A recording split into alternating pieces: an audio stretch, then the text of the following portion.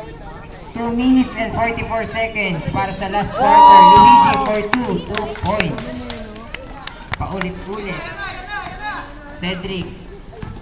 Cedric for 2 points para kay Cedric.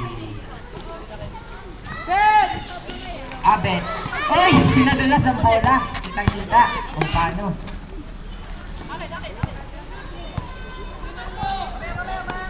14 seconds. Shot clock. 10. EJ binigay kay Abet. Abet, nabitawan ng bola. 3 points para kay Abet.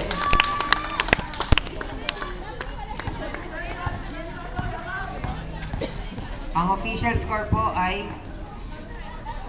100-91. Sika for 2.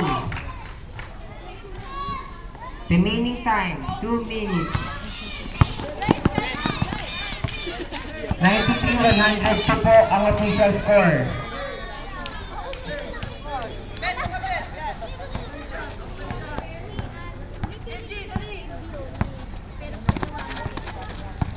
Five-second shot clock.